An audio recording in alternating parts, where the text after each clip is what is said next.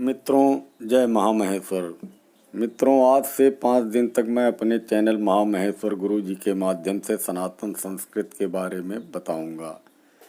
मित्रों, सनातन धर्म किसी मनुष्य द्वारा निर्मित नहीं है।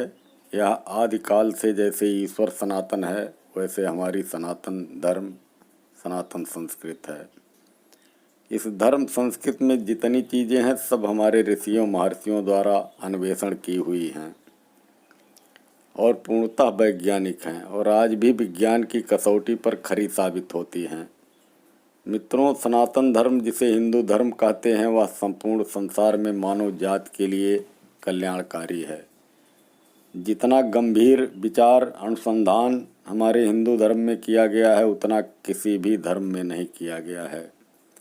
इसमें संपूर्ण मानव जात को कैसे रहना चाहिए, किस तरह का आचरण होना चाहिए, इन सब चीज़ों से लेकर सदाचार, खाने पीने का तरीका, सोने का तरीका, मलमूत्र त्याग करने का तरीका, स्नान का तरीका, भोजन, शयन, अन्न, विवाह, पूजा पाठ, एक दूसरे का सम्मान, गृहस्थों के लिए क्या उपयोगी है, क्या अनुपयोगी है, पूजा पाठ कैसे किया जाता है, परिवार में कैसे एक दूसरे के साथ रहना चाहिए, यानी संपूर्ण मानव जीवन पर प्रकाश डाला गया है।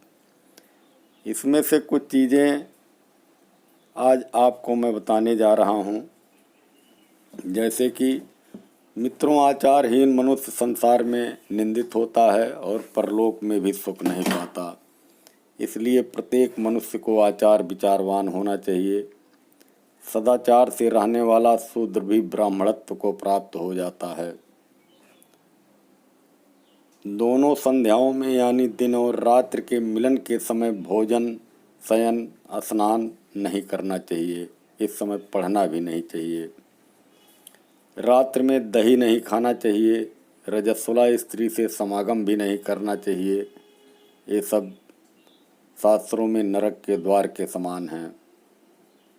दोनों संध्याओं के समय, दोपहर के समय और आर्द्रा नक्षत्र में और अशुद्ध होकर कभी शमशान में नहीं जाना चाहिए। शमशान, देव मंदिर, सूने घर और जंगल में देर रात में नहीं जाना चाहिए। सूने घर, जंगल, शमशान में दिन में भी अकेले निवास नहीं करना चाहिए। रात्रि के समय पेड़ के नीचे नहीं सोना चाहिए। सदा पूर्व या दक्षिण की तरफ सिर करके ही सोना चाहिए। उत्तर या पश्चिम की तरफ सर करके सोने से आयु क्षीण होती है तथा शरीर रोगी होने लगता है।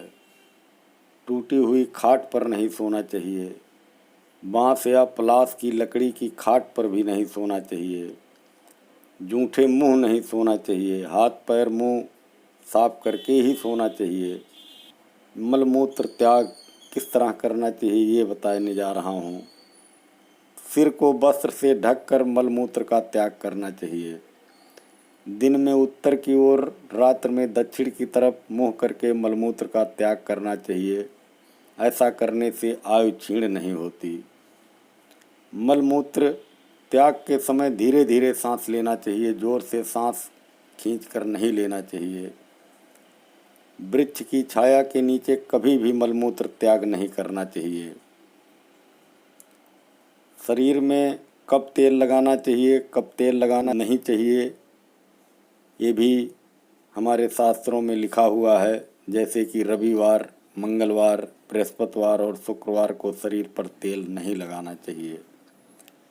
प्रतिपदा, षष्ठी, अष्टमी, एकादशी, चतुर्दशी, पूर्णिमा और अमावस्या को भी तेल नहीं लगाना चाहिए। सिर पर लगाए हुए तेल को सिर से पोंछकर शरीर पे फिर नहीं मलना चाहिए। लेकिन अगर आप रोज़ तेल लगाते हैं तो रोज़ लगाते रहें। आपके लिए केवल ग्रहण काल में, जब ग्रहण लगता है, उस समय केवल आप तेल नहीं लगा सकते और रोज़ लगा सकते हैं। स्नान करने के भी नियम बताए गए हैं। जैसे कि रोज़ स्नान करना चाहिए। बालक, वृद्ध और बीमार व्यक्ति को छोड़कर सबको रोज़ स्नान करना चाहिए, क्योंकि बिना स्नान किए कोई पूजा पाठ, दान इत्यादि करते हैं तो वह निष्फल हो जाता है। रात्र में एवं संध्या काल में स्नान नहीं करना चाहिए, परंतु अगर ग्रहण लगा है ग्रहण के उपरांत आप कभी भी स्नान कर सकते हैं। आप कहीं से थके मादे आए हों, थकावट दूर हो जाने के उपरांत ही हाथ मुंह धो करके स्नान कर सकते हैं। धूप से आने के तुरंत बाद स्नान करने से नेत्र ज्योति कमजोर हो जाती है। इस नाते धूप से आने के तुरंत बाद स्नान नहीं करना चाहिए। बिना स्नान किए चंदन टीका नहीं लगाना चाहिए। स्नान के समय पहने हुए कपड़े से शरीर को नहीं पोंछना चाहिए। ऐसा करने से शरीर फिर अशुद्ध हो जाता है। मित्रों, ये सब बातें मनगढ़ंत नहीं हैं, ये सब शास्त्र सम्मत बातें हैं। इसमें एक भी चीज़ गलत नहीं है। और अन्य जीवनोपयोगी बातों को आपको कल के वीडियो में बताऊंगा। मित्रों, मेरे चैनल महामहेश्वर गुरु जी को सब्सक्राइब कर दीजिएगा, जिससे रोज़ आपको नई जानकारियां मिलती रहे। मित्रों, अब मैं आपसे कल तक के लिए विदा लेता हूं। जय महामहेश्वर।